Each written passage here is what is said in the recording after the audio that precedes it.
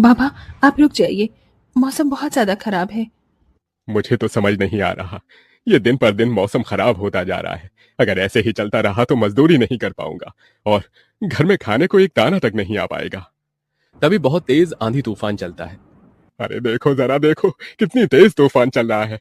अरे महेश बेटा, तू झोपड़ी के ऊपर तिरपाल तो लगा कर आया था ना? हाँ बाबा, लगा दी थी तिरपाल। और उसके ऊपर तूने ईंटें रखी थी या नहीं? बाबा, ईंट रखना तो मैं भूल गया। महेश के इतना कहते ही झोपड़ी के अंदर बारिश की वजह से पानी टपकना शुरू हो जाता है। हे भगवान महेश, तूने ये क्या किया? तुझे मैंने कहा था बारिश और तूफान तेज है, तुझे ईंटें रख देनी चाहिए थी। मुझे लग रहा है कि तिरपाल उड़ गई। चल चल मेरे साथ चल। अब तुझे मेरे साथ भीगते हुए मेहनत करनी होगी, नहीं तो पूरे घर में पानी ही पानी भर जाएगा। देवेश इतना बोल ही रहा था कि घर के अंदर वाकई छत से पानी टपकने लगा। हाँ पिताजी, आप सही कह रहे हो, चलो चलते हैं जल्दी से। दोनों बाप बेटा बारिश में बाहर निकलते हैं और झोपड़ी की छत पर तिरपाल को सही से लगाना शुरू कर देते हैं। अरे बेटा, ईंट को अच्छे से रखना, कहीं ईंट गिर न जाए। ठीक है पिताजी, सही सही रखूंगा। महेश इतना कहकर अच्छे से ईंट से तिरपाल को दबाने लगता है, जिससे छत ढक जाती है और झोपड़ी में पानी टपकना बंद हो जाता है। लेकिन इसी के चलते हुए बेचारे दोनों के दोनों बहुत बुरी तरह भीग जाते हैं।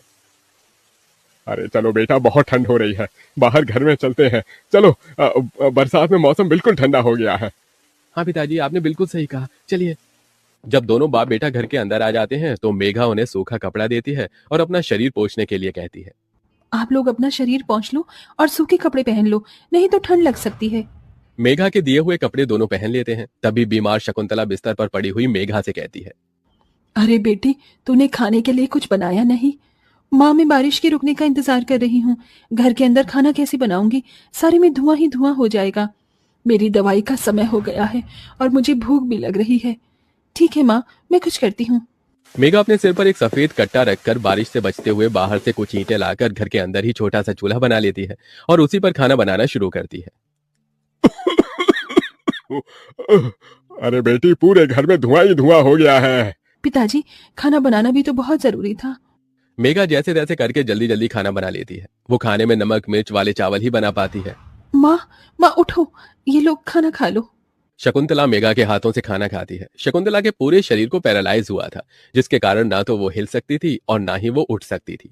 मेरी प्यारी बेटी, इतनी कम उम्र में तेरे ऊपर कितनी जिम्मेदारी आ गई। हम गरीबों का कुछ नहीं हो सकता है। इस गरीब झोपड़ी के अंदर हम कैसे कैसे दिन देखते हैं। कोई बात नहीं माँ, बच्चे समय के अनुसार बड़े होते हैं, लेकिन मैं समय से पहले बड़ी हो गई हूँ। आपको तो खुश होना चाहिए। मैं तो इस कदर लाचार हो गई हूँ कि तेरे सर पर हाथ रखकर तुझे आशीर्वाद भी नहीं दे सकती बेटा।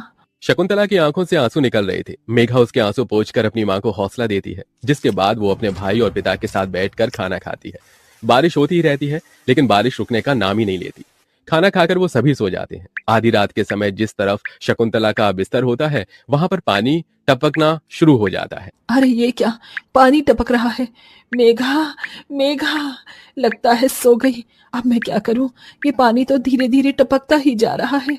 शकुंतला रात भर अपने ऊपर टपकते हुए पानी को ऐसे ही झेलती रहती है, जिसकी वजह से सुबह तक उसके पूरे शरीर में बुखार फैल जाता है। अरे, अरे ये क्या माँ, आपको तो बहुत ही बुखार हो गया है। रात भर ये झोपड़ी की छत टपकती ही रही। मैंने तुम्हें उठाने की कोशिश की, लेकिन तुम्हारे तक आवाज नहीं गई। ये सुनकर मेघा को बहुत अफसोस होता है। वो सूखे कपड़ों पर अपनी मां को सहारा